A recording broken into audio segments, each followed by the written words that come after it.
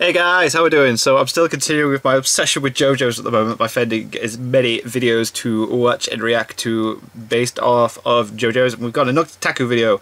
Everyone knows a Yoshikari Kira. Is that his name? I can't see the full title of the video. This is the bad guy from part 4.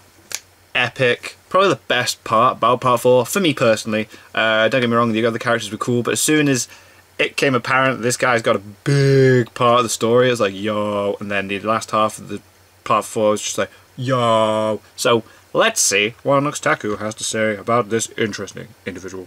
Some people just want to live a quiet life, but the whole world just doesn't want to give them a some people want to live Poor Kira. He's not some evil mastermind sociopath that wants to live a quiet life and just kill ladies and keep their heads. He's just a humble fellow that wants to be left alone. And that's why he's great. By doing horrible things in the every background. other villain. So not weird. only in the series, but the majority of villains in fiction, they usually have the active role, while the protagonists generally have the reactive role. No better example of this required than Dio in parts 1 and 3 of JoJo's, where in both cases, he took the active role to grow in influence and power, where our Stardust Crusaders or whoever played the reactive role, which was going to stop him. Interestingly enough, you'll be hard-pressed to find stories where the reverse is actually in effect. And for the most part, that's what makes fictional villains so fascinating. But in this scenario, where the reverse applies, it manages to make Kira far more interesting than initially expected. So interesting. And serve the role as the major antagonist of part 4 handily. Okay, you're gonna get with the hand hand puns on this puns. guys are way more fitting than on Shigaraki. And come to think of it, you imagine Kira meeting Shigaraki? He'd be like a pig in mud. Anyway, back on topic. Kira is the only anime villain in my top villains list that is not there because of some fascinating psychology or philosophy. I've heard people attempt to describe the ingenious ideology of hand fetish man, and I do not subscribe to that way of perceiving him at all. He's one of my favorite villains of all time because of how brilliantly part 4 was crafted around him. It's so clever, isn't it? The typical shonen villain number 12, I doubt I would have liked him to this extent. But my respect for his character magnifies infinitely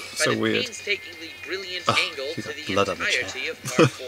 Anyone I talk to about part 4 agrees that Kira is a fantastic villain. Whenever I ask anyone why, I never really get an answer that leaves me content. When I talk about other villains, I see Aizen as a character with a brilliant psychology. I see Pain as a character with a brilliant philosophy. I see Stain as a character with a brilliant ideology. And everyone would agree to any of these statements that I've made, whether you like that individual villain or not. To most people, Kira is an anomaly. And I've actually had people tell me that the more they think about his character, the less they actually like him. So when he sees if you're the like Mona Lisa. me, and you like Kira, but you're not 100% sure why, then this is the perfect video for you. Cool, I spent days on end thinking about this, and I've been pushing off making this video kind of since part 4 ended. So I hope you enjoy, and let's just jump into the insane appeal of a seemingly one-note serial killer. And to do that, unfortunately, you have to understand everything about the nuances in writing, the greatness, which is JoJo's bizarre adventure, Diamond is Unbreakable. Or just like in the series itself, the focus is on the crazy happenings of the city, whereas the epic background character and underlying terror is Kira. That's where we're going to have to tackle this analysis, because that's what the epitome of what Kira is. He is the underlying, very human darkness of the world, and so much more.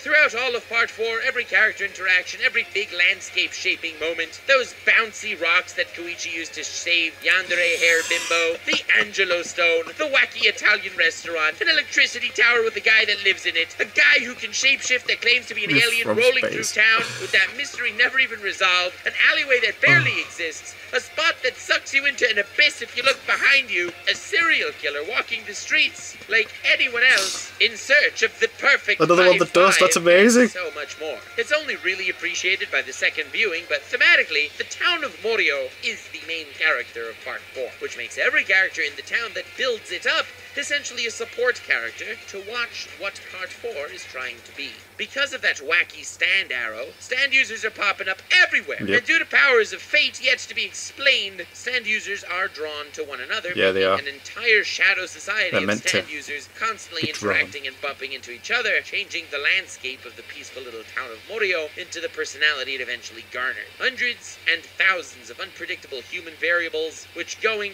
about their lives, creating an internal chaos into the serenity of Morioh, just like every actual city has. I mean, let's be fair. A town without an Angelo Stone is like a Joseph Joestar that isn't accidentally imprisoned impregnating bitches across 3 continents over 3 generations. In other words, it's dead. And it's for this reason that I get somewhat of a Durarara vibe from JoJo's Part 4. Because the main character of that anime, no major spoilers inbound, is the city as well. The most interesting character Everything goes on around is a guy named Isaiah. This slightly psychotic badass so gets a kick out of trying to predict the unpredictable nature of humans, gathering as much information about as much as possible, watching as the mix between coincidence and fate occur in the town to his enjoyment. I really want to do a full video on Isaiah at some point, but his psychotic fun that he's having watching this city is the same exact psychotic fun that us viewers are having watching the city in Durarara, as well as the town in JoJo's Part 4. Like any main character should, the town of Morioh gets plenty of character development, and the way I would define character development of a town is the character interactions within, because a town is only the sum of its parts. Town is nothing without its inhabitants. That's YOSHIKAGE Kira is a small individual piece of the massive puzzle that makes up Morioh, influencing its personality by only just a little, like every single one of us influences the society around us. Those shots are just so cool and dark. Because I assume most of the people that watch my anime videos are not serial killers, but then again, this is 2019. PETA might finally take over and dub anyone that doesn't walk their dog more than twice a day a serial killer. My God. I appreciate that this term may end up outdated, just like the term Nazi, which these days basically means person who disagrees with my opinion. Thanks, retarded Suzaku. Very good. You're so good at doing the every single one of us has a voice. group of friends or colleagues or acquaintances, or if you're a weeb and have no friends or colleagues, but even the most minute of actions we can do absolutely butterfly effects and changes the personality of the society we inhabit, if only just a little. And that is a core theme to the entirety of Part 4, as I may explain in a future video. Now, Kita affects other people slightly more than most, proving the amount of impact one individual with a weird fetish can have on the society around them if they can't control themselves. I am going to get back to this point in but a moment, but I wanted to mention another fascinating character trait of my boy Kita at this point, a character trait that people seem to be overlooking. We see the way Kita acts and evades detection, coming up with strategies, etc., and I see people calling him a serial killer / genius. And I want to point out that that is incorrect. Kita ain't stupid by any degree, but he's no genius, and that's what makes him complete greatness. The word I can think of to best define his planning and stratagems is meticulousness. Kita is meticulous with everything he does, looking at everything from as many angles as he can, and he's still imperfect. He isn't necessarily smarter than me or you, but the amount of time he puts into his decisions, and the amount of thought he puts into his actions, gives us the perception of him being genius. Any of us can be as quote-unquote genius as Kita if we were as meticulous as Kita. Oh, and he's also not overpowered, but I digress. You just need to keep this in mind for a future point of the video. Kita is the unseen dark side of society, and it's ugly, evil, and driven by the most carnal of desires. But it's not overpowered per se. One of my favorite aspects of Kita's superficial character is that after he triggers an explosion leaving Jotaro barely conscious and proceeding to take down Koichi, one of the most manly characters I've seen in my entire life, he sees Jotaro limping towards him, and of course his satisfaction that these two people, the only two people that know his identity, are about to be blown to bits to the molecular level without a trace of them remaining. Kita wants to live a quiet, normal, peaceful life, and in a moment that reality will be in his grasp once more, snuffing out the only ones that could oppose him. And then the half-dead Jotaro, despite being in terrible shape, completely decimates Kita. He hits him with a barrage of punches that really lets Kita know how inferior he is in so many ways. Kita barely flees and uses a backup plan that he's obviously had in the back of his mind for a while. Had his identity ever be discovered, he escapes, grabs a random dude, instantaneously gets his identity, kills the surgeon who saw his new face and the person whose complexion he stole, and in a moment completely blends back into society. Until this moment in the series, he was the active party where the protagonists were the reactive party, as most fictional stories go. But in this moment, their roles immediately swap. He's in hiding, trying his hardest to juggle, blending into a new family. He becomes a part of and remains unseen in society. All of a sudden, the protagonists became the active party searching for him, and he, this perverted villain, became the weaker, reactive party. Plot-wise, we start following his character's actions as more of a main character than even Josuke and friends. We follow his inner monologues and his nervous state of being. And just like one would relate to an average main character, even if our ideals wouldn't match, we start relating to Kita. We see he isn't some crazy overpowered super genius. He's just insanely meticulous like any of us could be. He's trying to connect with his family that he's currently living with because the plastic surgery made him look like someone else. So if he doesn't completely take over that guy's life perfectly, then, well, that guy's out of place. The good guys will know that that is Kira's new face. I hate that rhyme. As he attempts to fix a marriage that was already broken, in essence becoming a better husband to his new wife than her former husband was, he has to completely play into the role he's taken over, but at the same time, he has to try to improve on that point. We see him struggling to maintain a marriage despite since there were already hurdles he was going into that job with, and we watch him succeed. And this is a success in something that all of us struggle with. We all have relationships, or know people, be it parents, friends, or other family, that struggle to maintain a close relationship as well. Kira succeeds. Kudos to him. He has to try to deal with a troubled child, but it's not like he's some genius and social mastermind that he can figure out how to do so, and in that case, just like so many people, he fails. Once again, being relatable. There are a lot of kids that get lost in their upbringing for one reason or another. Kira, the former hunter, has become the prey, and lives as a drone doing his 9-to-5 job, knowing that everyone's watching for him. And if they're looking for him. If he messes up, they're gonna find him. Crazy diamonded! But despite all the meticulous steps he's taken to remain under the radar, and despite the fact that he blends into a normal life so well, you can't help but see his human side, he still has that, rather odd fetish of his.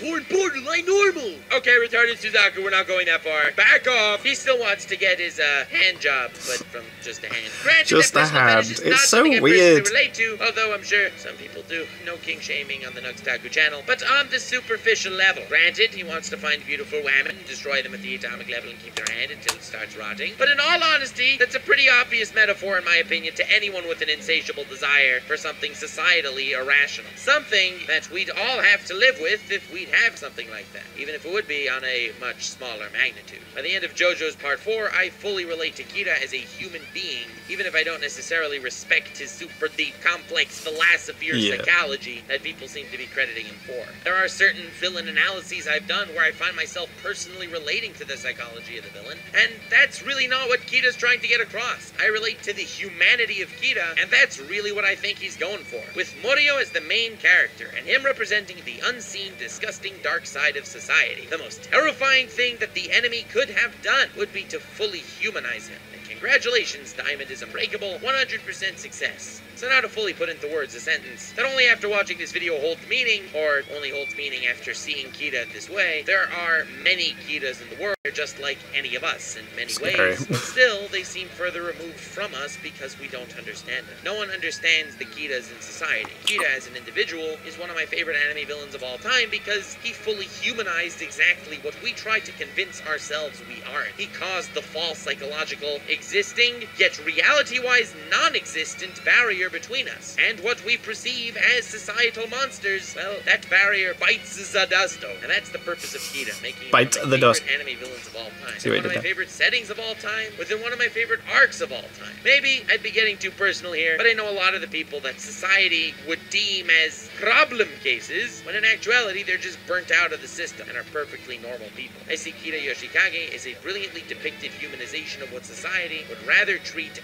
as inhuman. Societal outcasts are more often society's fault than not, but despite this, it would be easier to write them off as monsters, when to take the blame and fix your mistakes, get yourself a little dirty, isn't as appealing. Much easier for whatever reason, be it strange mannerisms or a different culture, to excommunicate them as a societal hero. It's much easier to turn a blind eye and just ensure that no one understands Kira. And that's why Yoshikage Kira of JoJo's Part 4 is one of my favorite anime villains of all time.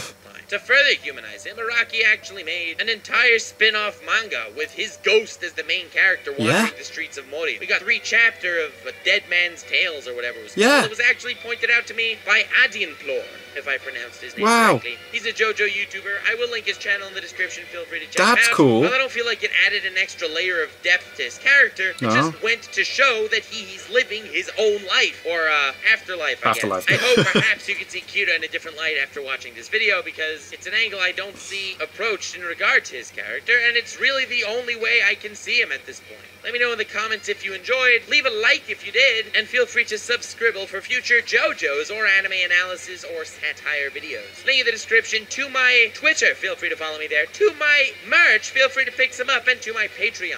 patrons are invited to the Discord server, and I wanted to especially thank Florida Man, Dominique, Miriam Ramirez, Q, Praise Lord, no, I personally felt like Kira was the best part of part 4. The whole way he was linked with like everything he's been there, he's been the killer. The really slow introduction for him was cool, like, because I felt like the first half was slow. From the first time he introduced, like, what's going on?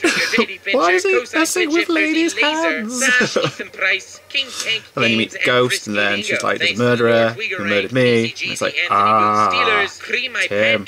Prela, Rari, yeah. MD, Santo Kiyomasa, So good. Zindergarden, James Patterson, Emperor Mishant, Kyle the Warrior, thanks to the God Usopp Rank, Frisky Burning Dingo, Bush, Dark Element, Eduardo Flores, Muafaku Basie, Necro, Sunny Parks, and Maurice Luis Dreyfus, and thanks to the Hashirama Cells Rank, Gremen. Thank you all so much for watching. Until this point, let me know what future videos you'd like me to do, be it JoJo or anything. And don't turn a blind eye to anyone, because we really are all human. Granted, we all have our slight idiosyncrasies, and some of us are more weird than others, but I think that's a good thing, as long as weird is not taken to the extreme of wanting to chop hands off people and put that hand in your pants. That gets a little too weird. Or in sandwiches. But a little weird is good. So with that said, remember to stay weird, fam.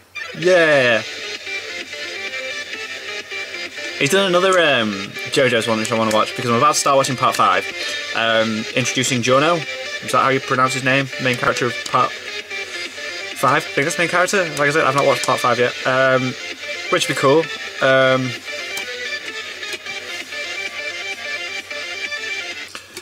So I think I'll check that out next week for my Nux Taku reaction video for then.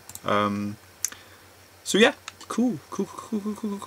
Thank you guys very much for watching. What do you guys think of that? What do you guys think of this? Click like, subscribe if you haven't already. Leave comments down below. Let me know what I should watch and discuss in future videos. I'll see you guys next time.